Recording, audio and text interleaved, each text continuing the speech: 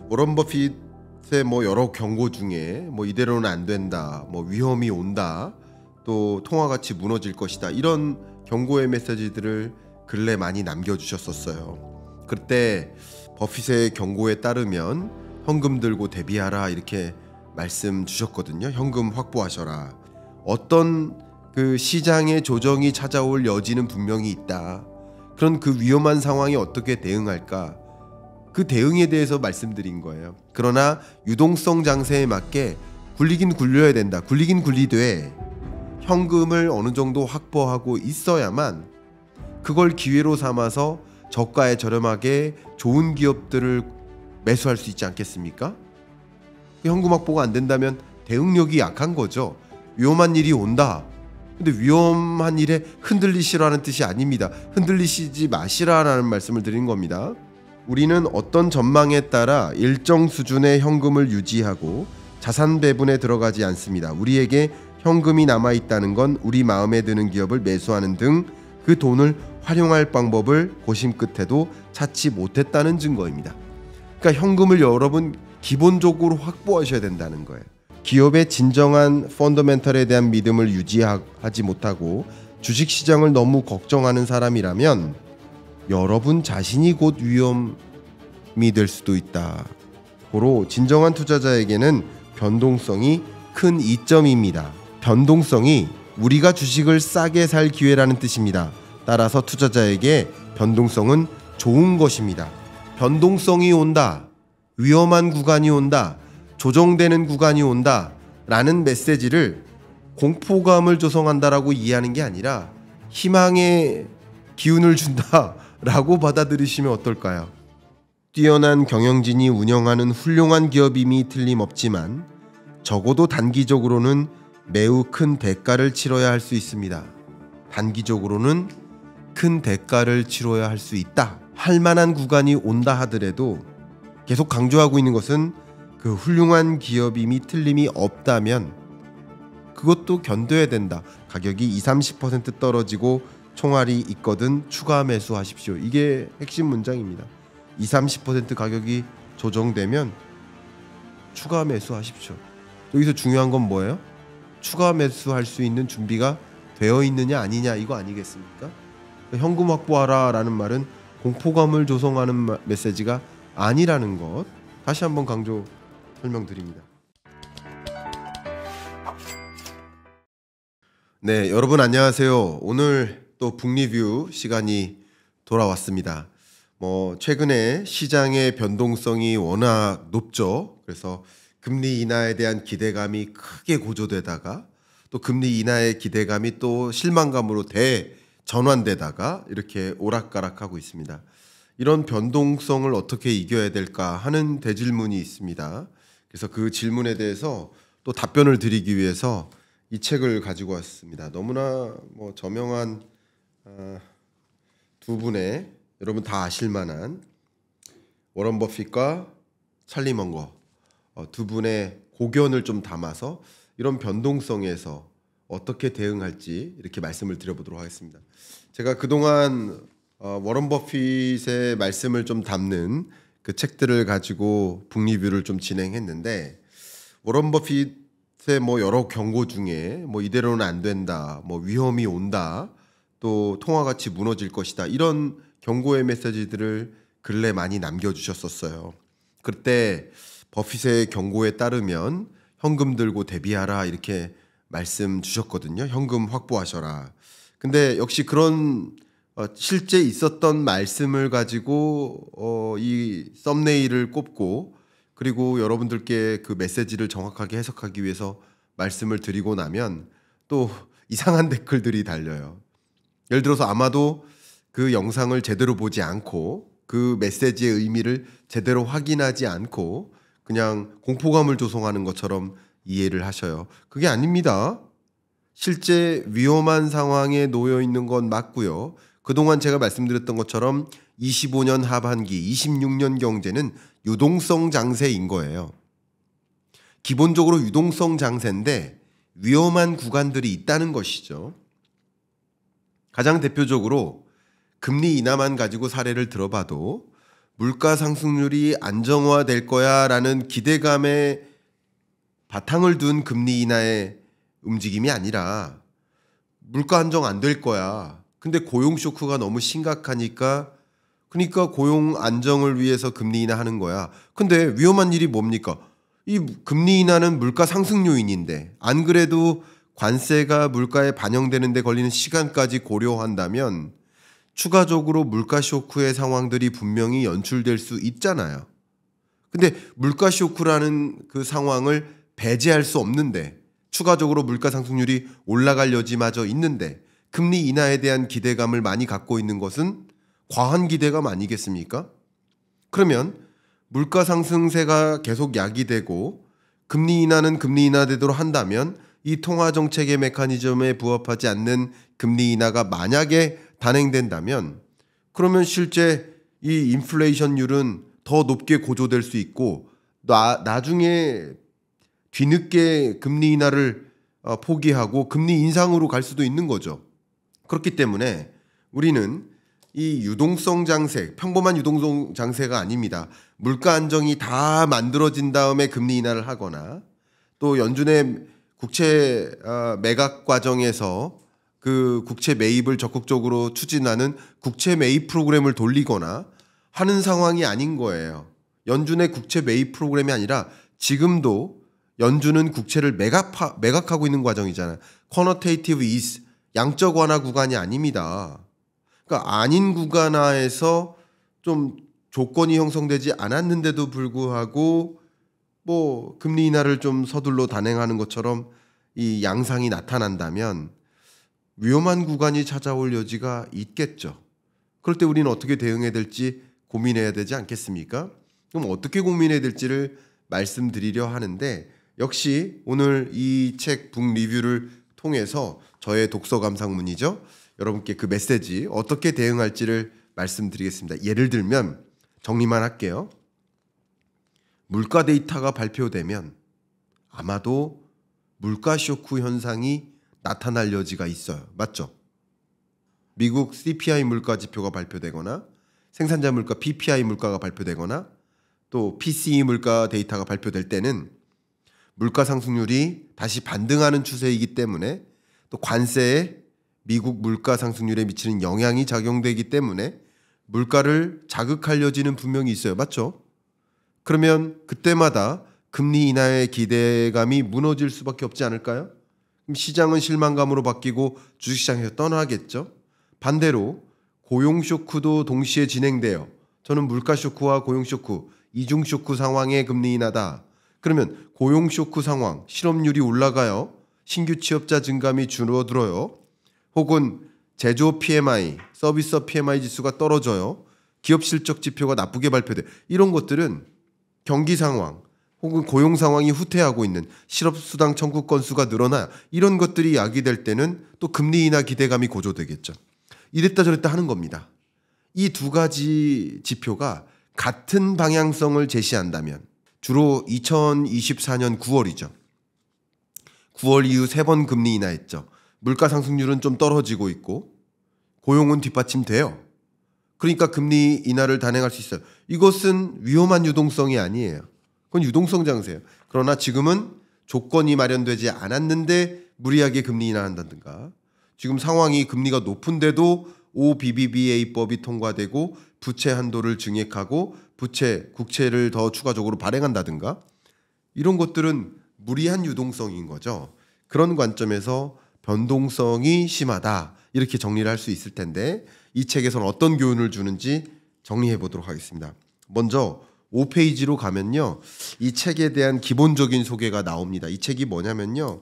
그동안 이 버크셔 해서웨이 주주총회 동안 얼마나 많은 이 두 분의 말씀들이 있었겠습니까? 찰리 먼거뿐만 아니라 워런 버핏조차도 얼마나 많은 말씀들을 해오셨습니까? 근데 그동안에는 그 총회에 참석한 누군가에게만 이 내용이 전달이 됐었죠. 근데 1994년부터 이 버크셔 해서웨이의 연례 총회 영상들을 2018년부터 공개하기로 했고 물론 그 내용이 너무나 방만하니까 정리된 자료가 필요한데 그걸 정리했다라는 겁니다. 그러면 그 수많은 이 주주총회에서 찰리 먼거와 워런 버핏이 어떤 메시지들을 계속 전달해 왔는지, 그걸 바탕으로 해서 여러분들이 의사결정을 내리는데 분명히 참조가 될 것 같아서 이 책을 좀 선택했습니다. 자, 특히 그 내용 중에 너무나 유명한 책이죠. 워런 버핏의 주주서한. 마치 그런 것처럼 여러 주주들한테 던지는 그 메시지들, 그런 것들을 한번 정리해서 여러분께 설명을 드려보도록 하겠습니다. 먼저 제가 조명해 보고 싶은 그 영역은 58페이지입니다. 자, 변동성과 위험이에요. 방금 말씀드렸던 것처럼 25년 하반기 26년 경제는 변동성과 위험이 반복될 겁니다. 자, 근데 뭐 투자자로서의 거장 두 분은 이 변동성, 위험에 대해서 어떻게 대응해야 된다라고 메시지를 주시는지 한번 읽고 북리뷰 해보도록 하겠습니다. 58페이지 갑니다. 우리는 전통적인 의미에서의 위험을 걱정하지 않습니다. 우리는 위험성을 미래의 사업을 평가할 때 진행 여부를 결정하는 밸브로 보고 있습니다. 다시 말해 미래에 무슨 일이 일어날지 모른다고 해서 반드시 위험한 게 아니라 그저 모를 뿐이라는 말입니다. 그래서 잘 모르는 우리에게는 위험할지 모르는 사업도 그 산업 분야나 기업을 잘 아는 다른 사람에게는 위험하지 않은 가능성 있는 사업일 수도 있습니다. 그런 경우 우리는 굳이 손해나 피해 가능성을 예측하려 애쓰지 않고 그냥 포기합니다. 그러니까 여러 가지 메시지들이 여기 담겨 있는데, 한 가지는 같은 위험한 상황에 노출되어도 그 해당 기업이나 산업이나 거시경제를 잘 아는 사람에겐 위험이 아니라는 거죠. 위험한 일이 있을 거라고 가정하고 그 상황에 맞게 대응하는 준비가 되어 있다면 그 위험이 오히려 위험이 아닌 게 됩니다. 그래서 제가 계속 강조해 드리는 게, 어떤 그 시장의 조정이 찾아올 여지는 분명히 있다. 그런 그 위험한 상황에 어떻게 대응할까? 그 대응에 대해서 말씀드린 거예요. 가지고 계신 주식을 다 정리하셔라. 현금 확보라는 말이 그 뜻이 아니라 한 번씩 조정되는 국면이 있을 수 있다. 그러나 유동성 장세에 맞게 굴리긴 굴려야 된다. 굴리긴 굴리되 현금을 어느 정도 확보하고 있어야만 그걸 기회로 삼아서 저가에 저렴하게 좋은 기업들을 매수할 수 있지 않겠습니까? 그 현금 확보가 안 된다면 대응력이 약한 거죠. 그런 관점에서 현금 확보 하시라고 말씀을 계속 드려왔던 겁니다. 자, 또 정리를 하겠습니다. 물론 워런 버핏과 찰리 먼거는 이코노미스트가 아니에요. 그래서 경제적 어떤 현상을 들여다보는 전문가는 아니에요. 그러시니까 지금 보신 것처럼 그 위험을 회피할 능력이 없다. 그러니까 이런 어떤 손해가 보거나 조정장이 와도 그냥 들고 있는 것이다. 그러니까 애초에 뒷부분까지 다 읽고 나면 이게 다 매칭이 됩니다. 애초에 처음부터 영원히 들고 있을 기업을 고르는 게 중요한 거고, 영원히 매각하지 않을 기업을 골라서 계속 들고 있는 것이다. 다만 위험한 구간들이 찾아올 때마다 오히려 그 기업을 추가 매수의 기회를 가져서 더 저렴하게 그 기업의 주식을 사서 이 주식을 더 오랫동안 보유할 수 있게 되는 것이다. 그런 관점에서의 이 위험의 대응을 강조하고 있는 겁니다. 변동성과 위험을 여러분 어떻게 대해야 될지, 물론 거시경제적으로 저는 보니까 어떤 구간이 위험한 구간일까를 여러분께 일종의 경고처럼 말씀을 드리는 거지만, 모른다 한다면 오히려 그냥 그런 위험, 변동성이 찾아왔을 때 그 상황에 맞게 대응할 준비를 하십사라는 말씀도 같이 드리는 겁니다. 59페이지 가겠습니다. 우리는 미래 성과를 믿어 의심치 않는 기업이 있다면 낮은 변동성보다는 높은 변동성을 선호합니다. 정말 중요한 말이죠. 도중에 많이 흔들리더라도 나중에 결과가 좋을 것이 확실한 기업에서 더 많은 돈을 벌기 때문입니다. 예를 들었어요. 워싱턴 포스트를 매수했는데 몇 달 만에 50% 하락했단 말이에요. 그 변동성을 예측할 수 없었기 때문이죠. 근데 우리가 봤을 때는 이 워싱턴 포스트가 최상의 상황이었다. 그보다 더 좋을 수는 없다라고 판단을 해서 이 기업을 매수한 겁니다. 왜냐하면 여러 TV 방송국이나 어떤 대형 신문사는 본질상 변동성이 작은 사업이다. 그러나 주식은 그렇지 않다. 오히려 우리에겐 훌륭한 조합이다. 변동성이 높잖아요. 주식시장은 변동성이 높아요. 예를 들어서 CPI 데이터가 발표됐어요. 물가 쇼크를 가리켰어요. 그러면서 주식시장에서 금리 인하 기대감이 쏙 줄어들었습니다. 그러면 주가가 빠지죠. 그럼 해당 기업 주가도 빠져요.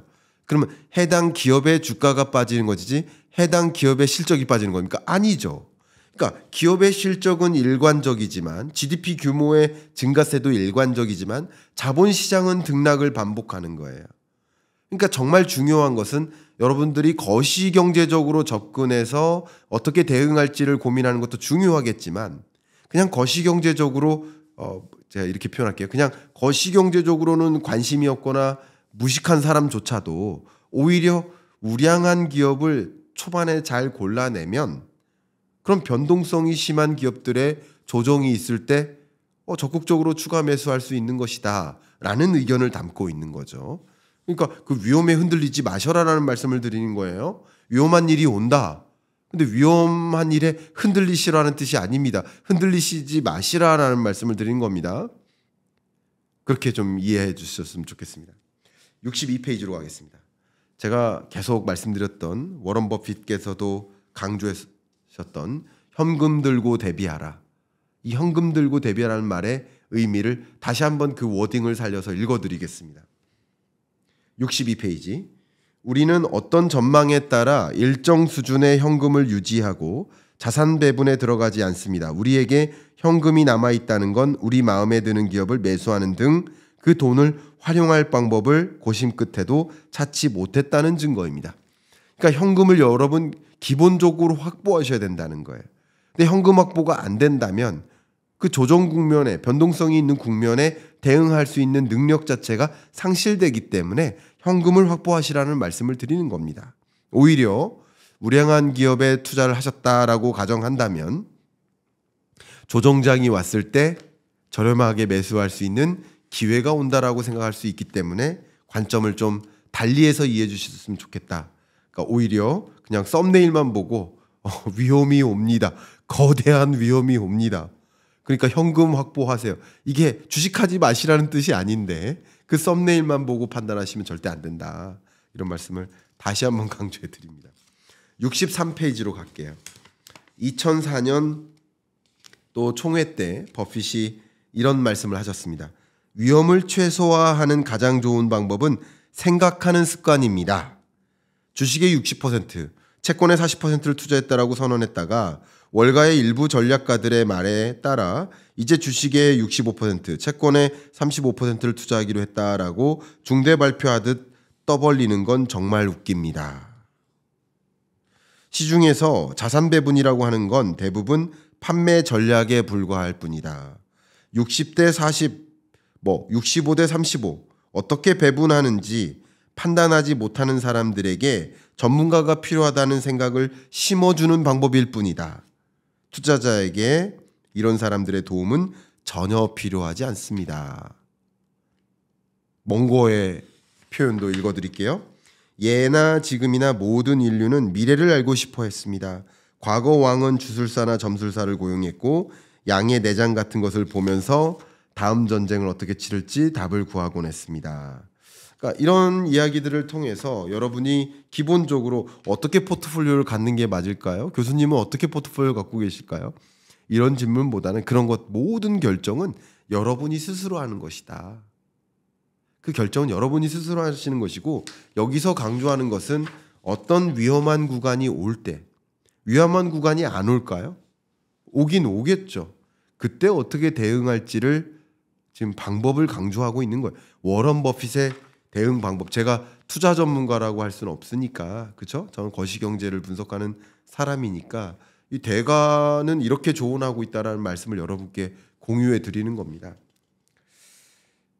64페이지 읽겠습니다. 우리는 현금이 남아있는 상황을 좋아하지 않지만 한번 투자하면 계속 안고 가는 성향상 멍청한 거래는 더 싫습니다.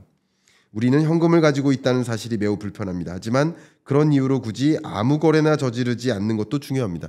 현금을 갖고 있다는 얘기는 정말 이 기업 사면 난 평생 갖고 있을 거야. 이 부분이 그 책 맨 마지막이에요. 제가 1, 2, 3편에 걸쳐서 북리뷰를 하지만 마지막 3편에 이런 이야기를 할 겁니다. 그러니까 영구 보존할 마음으로 기업을 선택해야 된다는 거예요. 그러니까 그런 기업을 함부로 선택할 수 있나요? 그런 기업이 나타나기 전에는 현금으로 갖고 있을 수 있는 거죠. 그런 준비도 하실 필요가 있다. 그래서 그것을 무조건 부정적으로만 보는 것이 아니다. 현금 확보의 의미를 여러 가지 관점에서 제가 설명을 드리는 겁니다. 66페이지 가겠습니다. 언제든 재빨리 큰 돈을 투입할 수 있도록 상시 많은 현금을 보유하는 게 좋겠습니다. 그럴 기회가 자주 오지 않을 거라는 사실은 알고 있습니다. 분명 앞으로 20, 30년 안에 금이 비처럼 쏟아져 밖에 나가 비를 맞기만 하면 되는 때가 두세 번 올 겁니다. 언제일지는 모르지만요. 비가 내리는데 금이 떨어졌으면 좋겠다. 그런 생각 하시겠죠? 그런 비 내리면 우리 죽습니다. 농담 삼아 말씀드렸고요. 그러니까 위험한 유동성 시대, 나는 어떻게 대응할까? 그 위험한 시그널들이 뭐가 있을지를 먼저 가정하고, 그렇죠? 저의 의견을 드린다면 가정하고 미리 현금을 어느 정도 장전하고 있다면 유동성에 나의 돈을 굴리시고, 계속 그 유동성 장세를 강조하고 있죠. 그동안 굴리시고 조정장이 오는 구간 그 시그널을 아신 다음 그 시그널에 따라서 미리 준비됐다가 또 저렴한 매수 기회를 가지시면 좋겠다. 이런 의견을 좀 드려보는 겁니다. 네, 여러분께도 그동안 많이 말씀드렸던 것처럼 워런 버핏은 정말 많은 시장에 경고를 하고 있습니다. 특히 위험이 무엇일까? 변동성은 무엇일까? 그 미스터 마켓은 무엇일까에 대해서 메시지를 많이 남기고 있습니다. 특히 2025년 하반기 또 26년 경제 동안 상당히 많은 그 유동성 장세가 이어지긴 하겠지만 또 한편에 위험성이 시장을 억누르는 그런 구간들은 계속 찾아올 것이다라고 미리 상정하셨으면 좋겠습니다. 그러면 이런 구간에 나는 어떻게 대응해야 되나요? 라는 질문들을 많이 주시니까 그 질문에 대해서 답변 드리고자 이 책을 꺼내 들었습니다. 저는 지금 워런 버핏과 찰리 먼거라는 이 책, 투자의 거장 두 분의 책을 북 리뷰하고 있습니다. 자, 이 중에 80페이지로 건너가서 첫 번째 제가 읽어드릴 문장을 읽어드리겠습니다. 제가 좀 길게 읽을 것 같습니다. 한번 읽어드리겠습니다. 버핏이 이렇게 얘기합니다.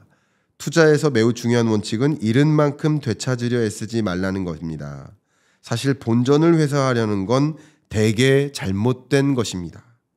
먼거, 그게 바로 많은 사람이 도박으로 망하는 이유죠. 그들은 잃어버린 만큼 되찾아야 한다고 느낍니다. 인간의 깊은 본성입니다.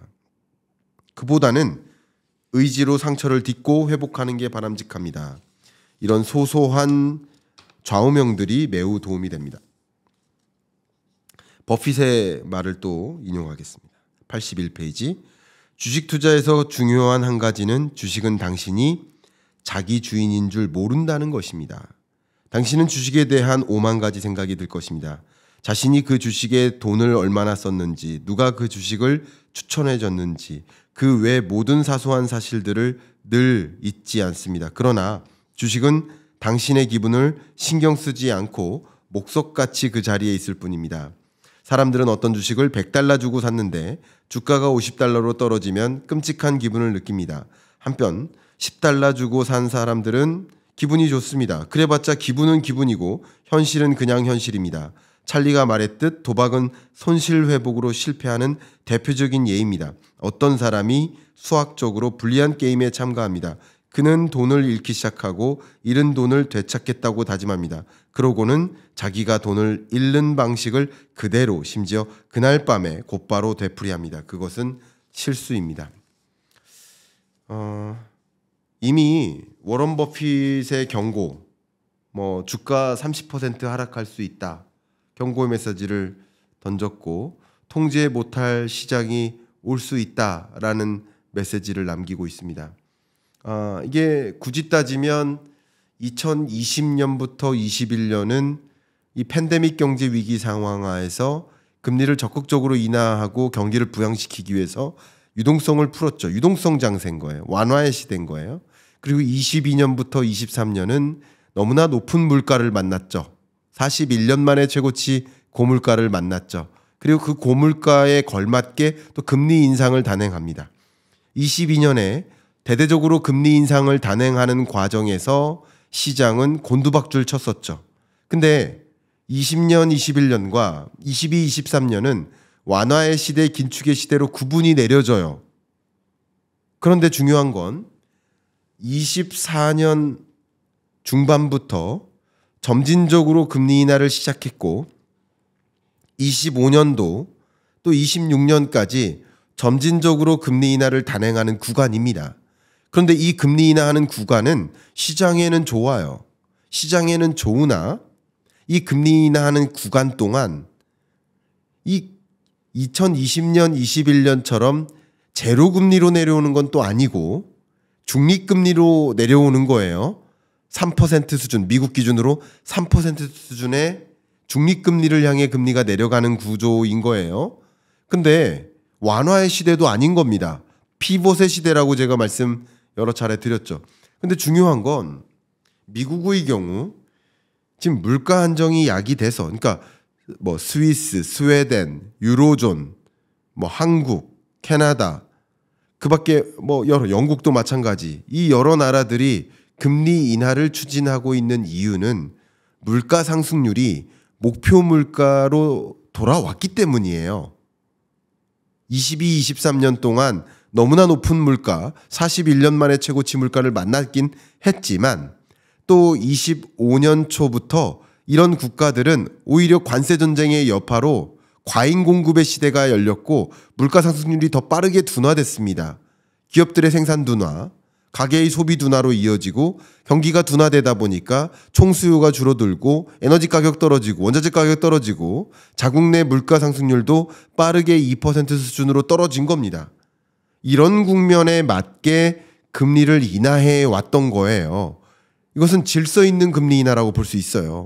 그런데 미국의 경우에는 25년 하반기 트럼프의 적극적인 구애로 금리 인하 압박으로 또 연준 의장을 금리 인하라고 압박을 하다 못해서 연준 이사들을 뭐 너 모기지 사기 아니냐, 너 사기 조사 들어간다, 아니면 스스로 사퇴하라, 뭐 이렇게 압박까지 해가면서 차기 연준 의장 지명하면서 전방위적으로 파월을 압박하고 있단 말이에요. 자, 그러면 이런 과정에서 만약에 금리 인하할 만한 거시경제 여건이 안 됐는데 물가 상승률과 고용 여건이 지금 금리 인하할 만한 상황은 아니다라고 평가가 내려질 텐데 그런데 금리 인하를 단행하는 건 오히려 위험한 일을 가져다 주지 않을까요? 그러니까 그런 일들이 있을 때 손실이 일어날 수 있단 말이에요. 근데 손실이 일어날 때 나는 이 손실을 회복해야 돼 라는 심정으로 투자 의사결정하면 이게 제가 얼마 전에도 말씀드렸던 매몰 비용의 개념입니다. 경제학에서는 이런 걸 매몰 비용이라고 해요. 왜 나의 목표가 꼭 손실 회복이어야 되느냐. 그게 아니다. 오히려 조정이 됐다면 첫 번째는 앞에서 말씀드렸던 것은 조정이 됐을 때 그 기업에 믿음이 있다면 영구 보존할 마음이 있다면 그 주가가 손실 회복되기를 기다리기보다는 추가적으로 저렴해진 주식을 지금 매입을 더 해야 돼 하는 관점에서 현금을 들고 대비하라는 말씀도 드렸던 것이고 그리고 이 기업이 아닐 거라고 한다면 이미 일어난 손실은 복구할 수 없는 손실이니까 그 손실은 차라리 이거 굉장히 어렵습니다. 심리적으로는 어려우나 원금 손실이 있을 때는 차라리 딛고 그러니까 그 주식이 영구 보존할 기업이 아니라는 믿음이 내려졌다면 그 손실은 이미 벌어진 일이니까 차라리 다른 투자를 통해서 손실을 메꾸는 선택이 더 적절하지 않겠느냐.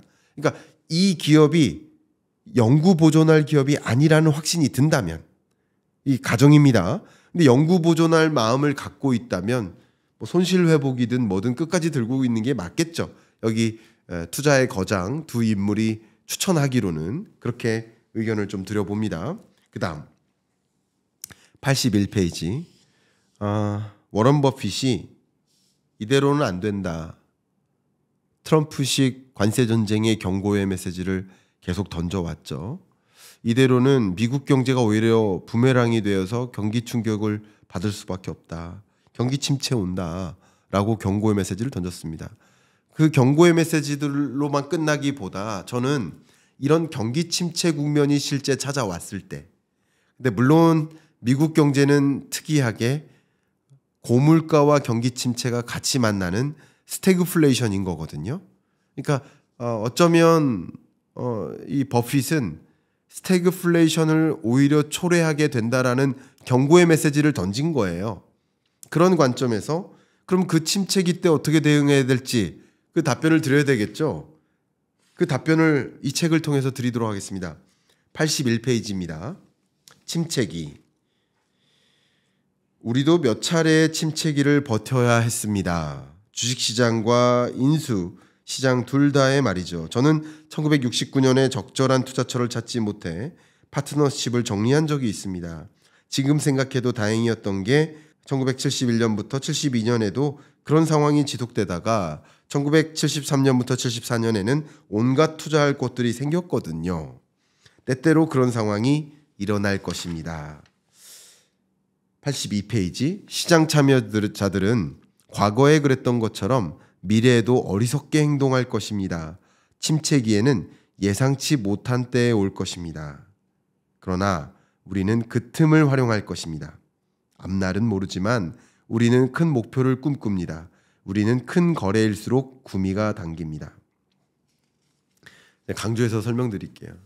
그러니까 워런 버핏이 경기 침체에 옵니다 라는 경고는 주식하지 마세요가 아니에요. 그 경기 침체에 옵니다, 부메랑 옵니다, 이대로는 안 됩니다, 이런 트럼프식 그런 관세 전쟁을 경고하고 실제 그것은 경기 침체를 초래할 것이다라는 그런 지적은 실물 경제적 충격을 논하는 거고요. 앞서부터 계속 말씀드렸지만 실물 경제적 충격과 주식시장에 나타나는 흐름은 완전히 다르기 때문에 구분해서 이해하실 필요가 있다라는 저의 의견도 여러 차례 제가 드렸던 말씀이죠. 실물 경제적 쇼크와 자본시장, 자산시장에서 나타나는 쇼크는 전혀 다른 것인데, 경기 침체에 옵니다는 건 제가 주가 침체에 온다는 얘기인가요? 경기 침체잖아. 실물 경제적 충격이 온다. 트럼프식 그런 행보는 실물 경제적 충격을 가져다 준다. 근데 자본시장에서도 그런 충격이 있을 수 있고 아닐 수도 있지만, 제가 지금 강조하고 있는 버핏의 말, 버핏의 조언에 따르면 어떻게 하라는 겁니까? 오히려 예상치 못한 그런 침체가 올 때 우리는 큰 거래일수록 더 구미가 당깁니다. 여러분들이 계속 강조하고 있다면, 이런 가치 투자를 접근하는 투자 접근이라고 한다면 항상 어떤 기업을 평생 보유할 목적으로 매입하고 그 기업의 주식을 매수했다면 이런 조정이 올 때 오히려 그거는 일상 이루어지는 변동성에 해당되니까 여러분이 소위 그런 것을 오히려 저렴하게 구매할 수 있는 기회로 생각해 줬으면 좋겠다. 그러니까 침체기가 옵니다, 경기 침체 옵니다 라는 종류의 워런 버핏의 경고를 그냥 공포감을 조성한다 이렇게 이해하시면 영상을 끝까지 안 보신 거죠. 그게 너무 안타깝더라고요. 영상 속에서 제가 제안하고 싶은 것은 경기 침체 온다라는 공포감, 여러분들도 공감하시잖아요. 경기 침체 올 거라는 그 가능성에 대해서 높게 의미를 부과하고 계시잖아요. 그러면 그런 침체 구간이 올 때 주식시장은 먼저 조정이 될 텐데, 그럴 때 우리는 어떻게 해야 되는가? 여기서 얘기한 것처럼 더 구미가 당깁니다 라고 반응하는 것이 적절하지 않을까, 이런 의견을 드립니다. 또 그런 관점에서 여기서 제시하고 있는 굉장히 중요한 메시지를 또 한번 읽어드리도록 하겠습니다. 93페이지입니다. 우리는 먼저 기업의 위험을 생각합니다. 벤저민 그레이엄의 투자 방식에서 핵심은 주식시장의 일부로 생각하지 않는 것입니다. 주식은 그 기업의 일부입니다. 그러니 여기와 계신 분들도 각자 버크셔의 일부를 보유한 것입니다. 기업이 잘 되면 그 기업에 터무니없는 가격으로 발을 담근 투자자가 아니고서야 잘 풀릴 것입니다. 이게 핵심입니다. 주식은 기업의 일부인 거고 주식시장의 일부와는 다르다. 그러니까 주식의 일부라고 한다면 올바른 똑바른 기업을 매입했다면 조정되는 장, 미스터 마켓이 온다면 그러면 여러분은 너무 터무니없이 비싼 가격에만 사지 않으셨다면 그러면 여러분들도 잘 풀릴 거라는 메시지를 주는 거예요. 조언을 주시는 거예요. 93페이지에 있는 하단에 있는 굉장히 재밌는 사례를 제시합니다. 찰리와 버핏이 대형 상업용 항공기 제조업 이 회사에 투자했던 일이 있어요. 근데 이 항공기 사업이 굉장히 위험성이 또 높은 사업이에요. 비즈니스 구조적으로. 왜냐하면 예를 들면 제가 얼마 전에도 사천에 있는 카이 한국항공우주 주식회사에 다녀왔는데 그 항공기 전투기를 제조하는 공정이 적어도 8개월이에요. 제조 공정이. 제조 공정만 8개월이죠. 제조 공정 앞단에부터 시작하면 어떤 발주가 들어왔을 때 그 전투기 항공기를 제조하는 데 들어가는 부품의 개수가 20만 가지고 그 20만 가지 부품을 조달하는데 3년 정도 걸린다라는 해당 기업의 담당자로부터의 코멘트를 들었어요. 그러니까 얼마나 변동성이 심합니까? 반대로 대형 항공기 예를 들어서 20척을 수주받아요. 그러면 항공기 수주하면 그거 가지고 그 이상 기간 동안 한 10여 년 동안 먹고 살 수 있다고 하더라고요. 왜냐하면 항공기를 수출하면 거기서 끝나는 게 아니라 그 항공기를 이용하는 교육도 해야 되고 수리하고 뭐 MRO와 같은 유지보수 비즈니스도 있고 교육 비즈니스도 있고 끊임없이 부품 공급을 해야 되거든요. 이런 관점에서 이 항공기와 같은 사업은 꾸준한 것이 아니라 한번 뭐 거대한 수익을 영위했다가 또 위험이 많이 있다가 다시 그 수익을 회수하는 데 시간이 걸린다든가 이런 것들이 있습니다. 그런데 제가 드리고 싶은 얘기가 94페이지로 넘어가겠습니다. 사업의 저위험성과 건전한 자본 상태로 말미암아 기업 자체의 안전이 보장되는 기업을 좋아합니다. 그 외의 위험은 지나친 비용의 지불에서 발생합니다. 이는 대개 심각한 낭비가 아닌 이상 원금 손실보다는 시간과 관련된 위험입니다. 기업의 진정한 펀더멘털에 대한 믿음을 유지하지 못하고 주식시장을 너무 걱정하는 사람이라면 여러분 자신이 곧 위험이 될 수도 있다.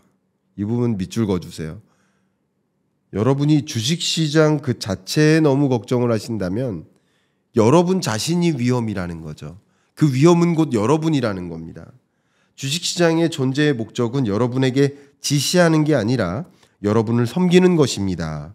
좋은 기업을 보유하고 자칫 시장에 존재할 수 있는 위험에서 벗어나려면 이 점을 명심해야 합니다.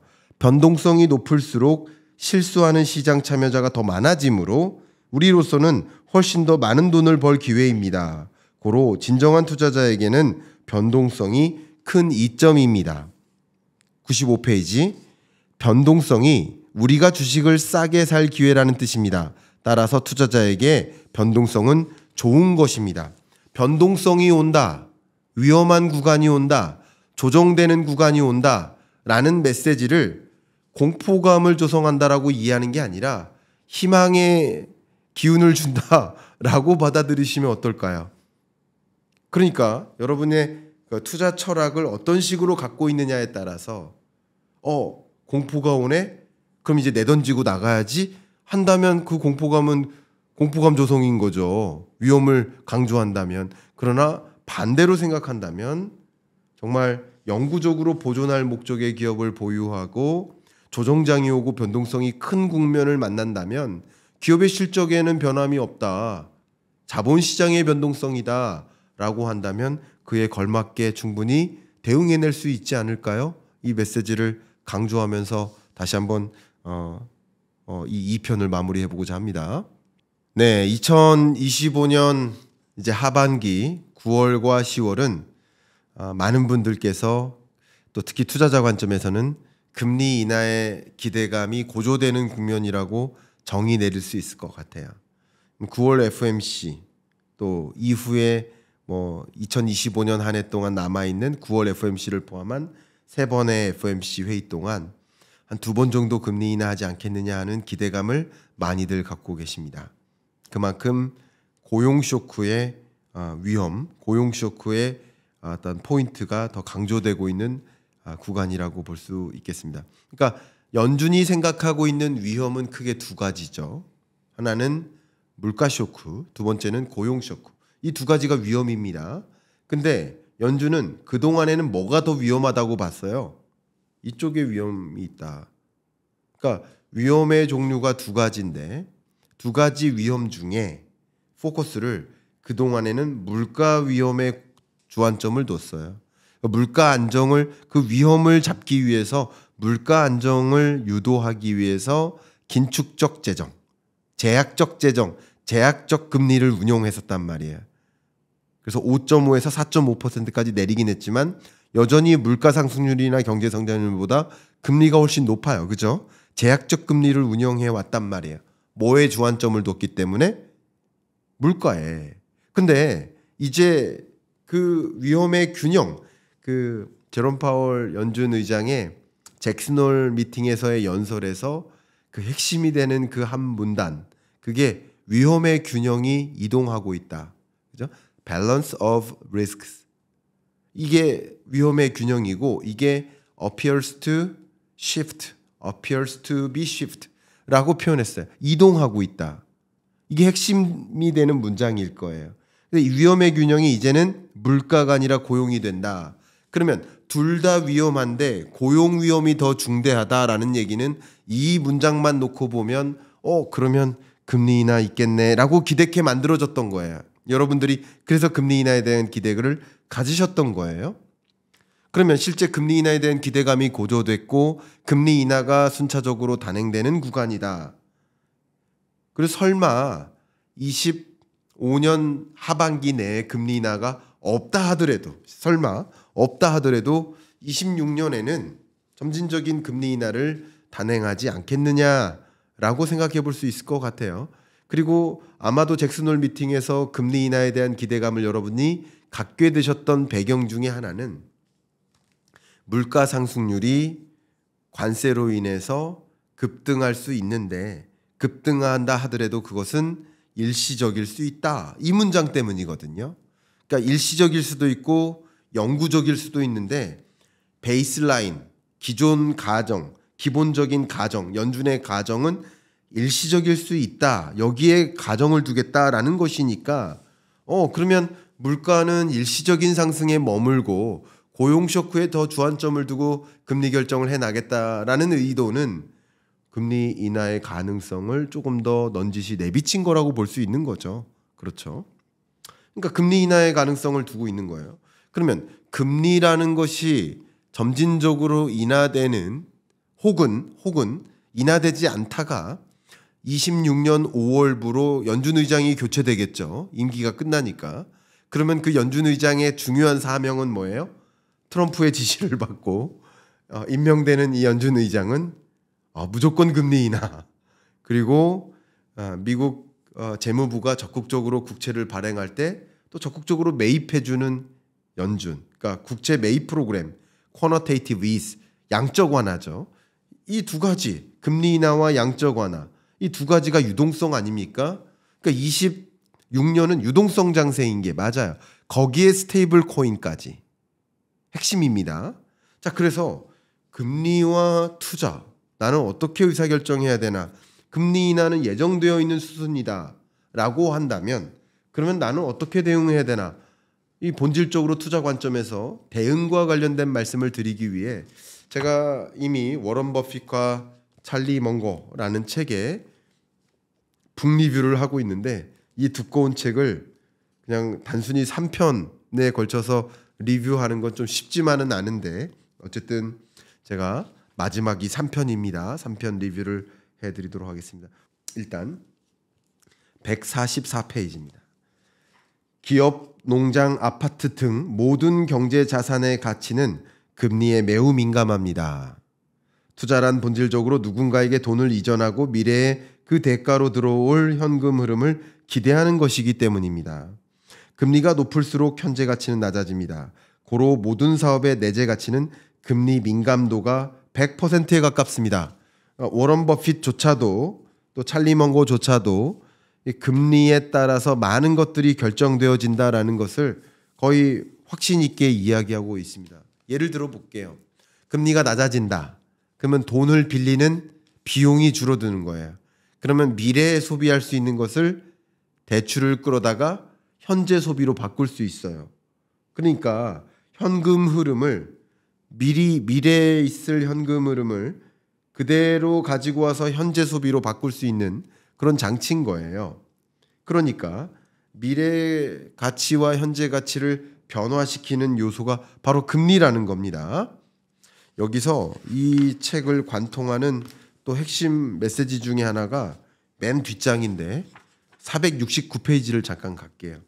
469페이지가 2020년에서 21년 동안 팬데믹 경제 위기를 만났고 그 팬데믹 경제 위기를 극복하기 위해서 미국 연방준비제도는 여는 적극적으로 금리 인하를 해서 5.5%를 상회하는 기준금리에서 0.5% 금리로 제로 금리로 내린 거예요.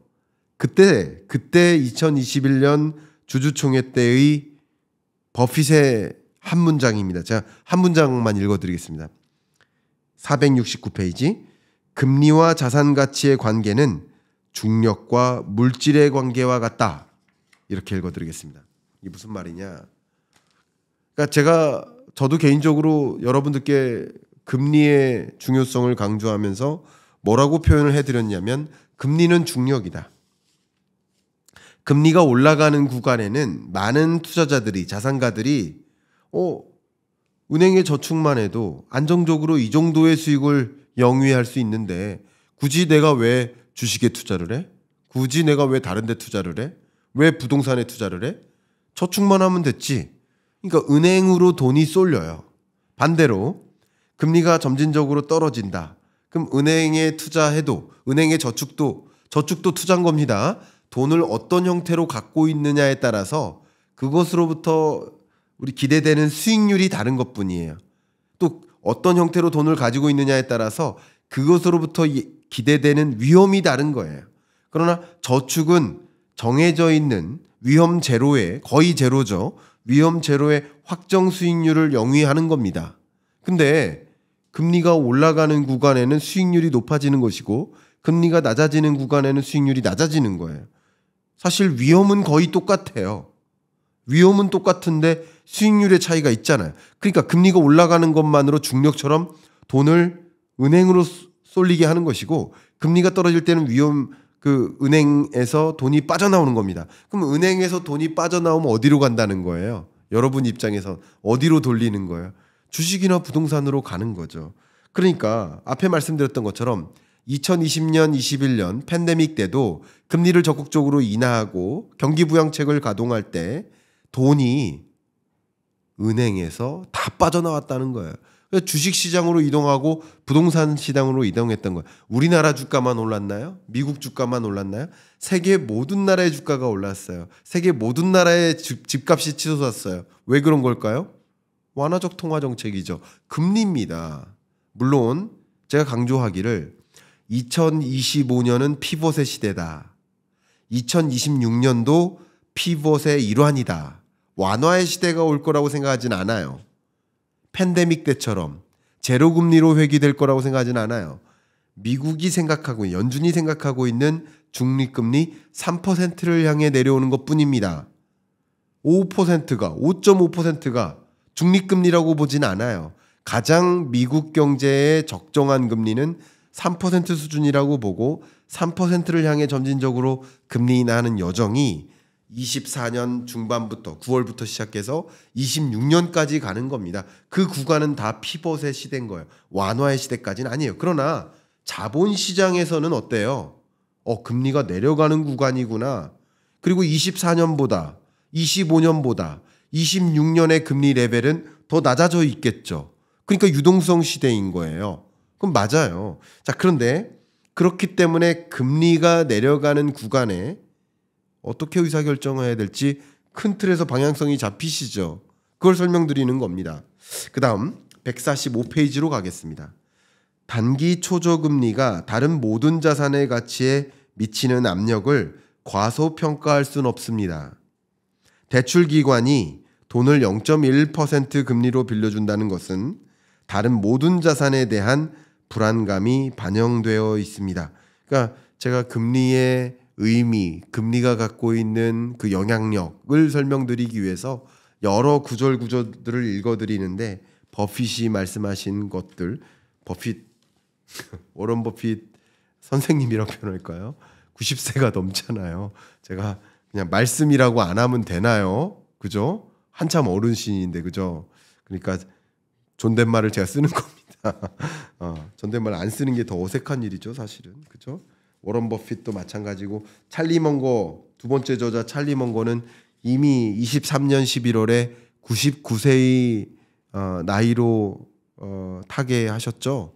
그러니까 고 찰리 먼거 또 은퇴한 워런 버핏 두 분이 정말 뭐 거의 몇십 년 동안 60여 년 동안 연간 수익률 평균 20%를 유지했었다는 것은 정말 대단한 역사인 것이고, 그러면 그 투자의 귀재라고 불리는 또 뭐 이 현인 오마하의 현인이라고 불리는 이 두 분의 생각과 철학, 투자 방법을 어쨌든 책을 통해서 읽어나가는 여정은 여러분에게 이런 금리 인하 구간에서 그때의 주주총회가 있었단 말이죠. 금리 인하 구간에 그때 어떻게 생각하셨고 어떤 의견을 가졌는지 여러분께 전해드리기 위해서 이 책을 리뷰해드리는 겁니다. 자, 이제 152페이지로 가겠습니다. 분명히 금리 인하의 구간은 찾아온다. 금리 인하는 온다. 다만 제가 계속 강조해드리는 것처럼 여건이 준비됐는데, 여건이 마련됐는데 금리 인하하는 게 아닌 거예요. 준비가 안 됐는데 수용하는 거예요. 수영 스킬을 다 길렀어요. 제가 개인적으로 스쿠버 다이빙을 좋아합니다. 스쿠버 다이빙 좋아하는데 자격증이 있겠죠. 자격증 없이 다이빙하면 됩니까? 위험하죠. 다이빙 했을 때 얼마나 아름다운 바닷속 풍경을 볼 수 있나요? 바닷속 풍경을 보는 건 아주 아름다운 일인 거예요. 행복한 일이에요. 근데 준비가 안 됐으면 위험한 일이 있을 수도 있죠. 그러니까 준비가 안 됐는데 금리를 인하하는 여정이니까 물가 상승세가 아직 일시적일지 아닐지 누구도 판단할 수 없으니까 그럼 위험한 구간이 온다라는 거예요. 무리하게 그 금리도 충분히 안 떨어졌는데 국채 발행을 많이 늘려요. 그 국채 금리가 치솟을 수 있겠죠.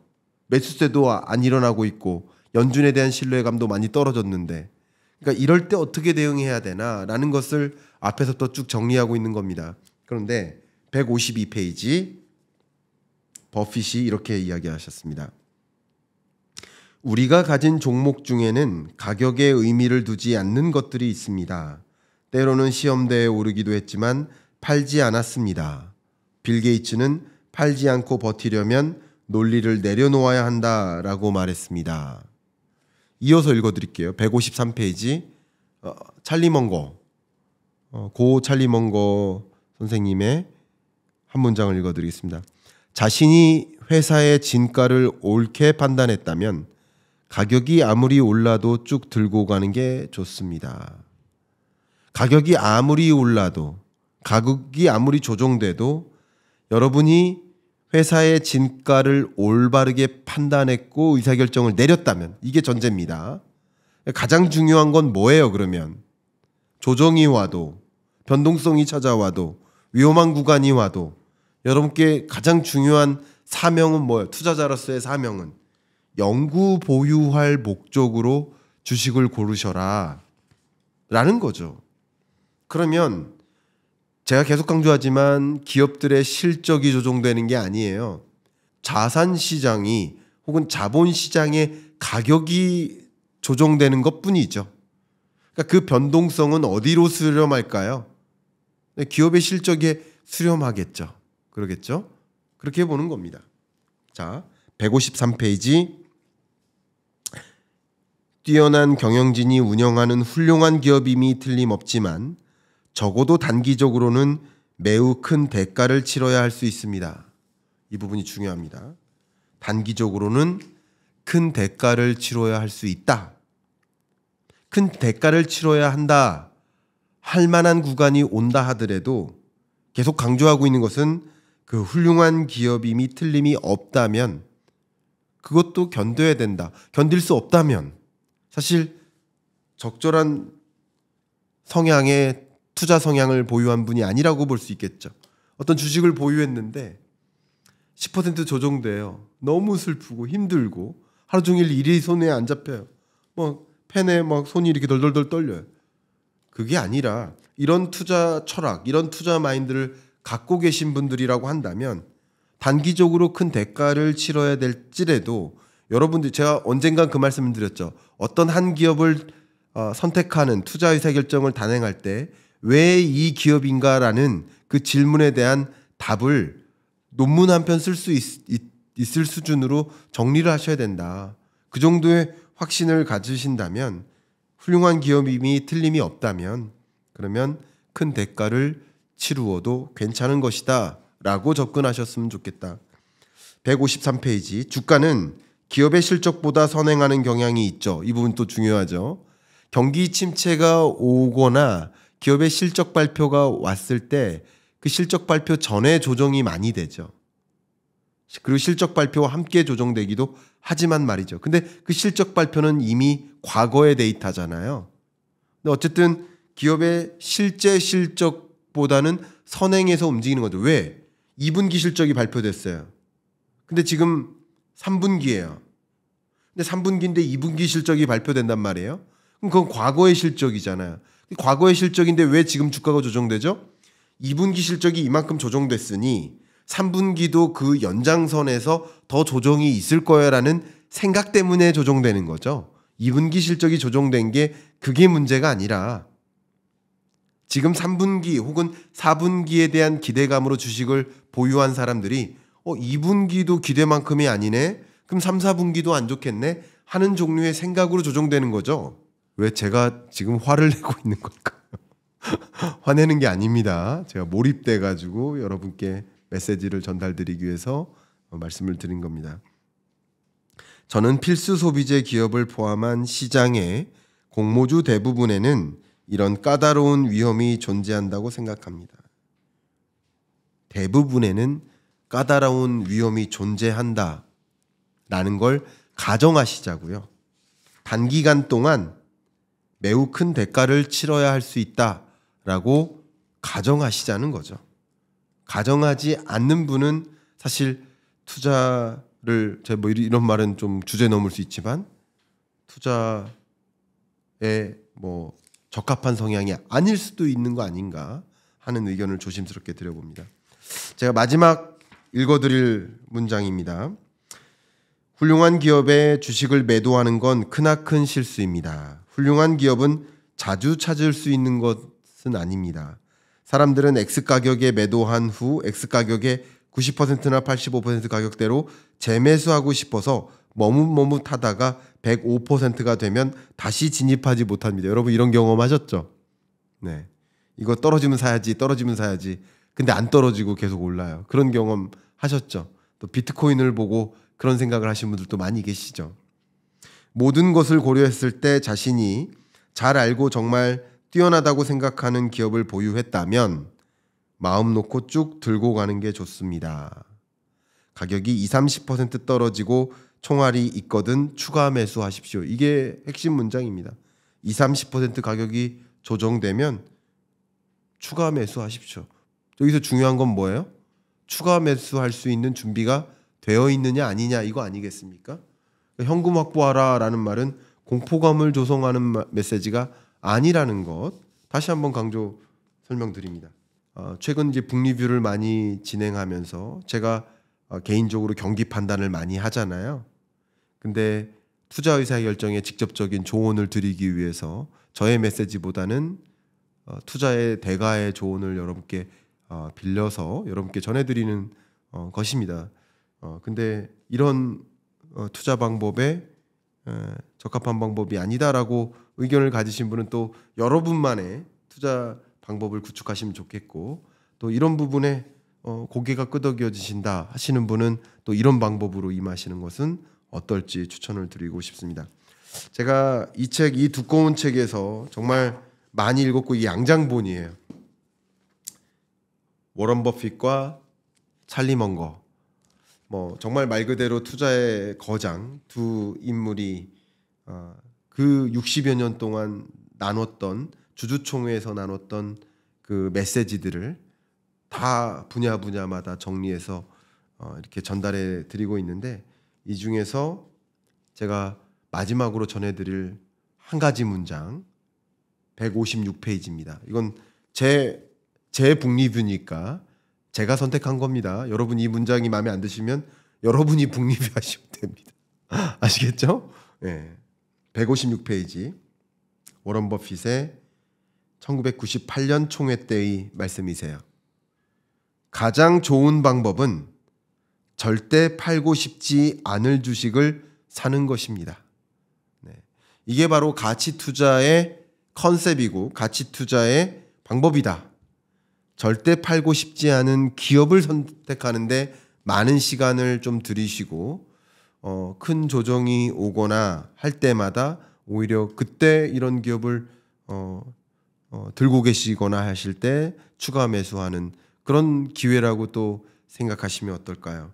정말 많은 분들이 이 투자 수업 받고 싶으시고 하실 텐데, 제가 이런 책을 읽을 때마다 늘 드는 생각이 이 책을 읽는 건 그 사람의 일생이 나에게 오는 것이다 라는 생각을 많이 합니다.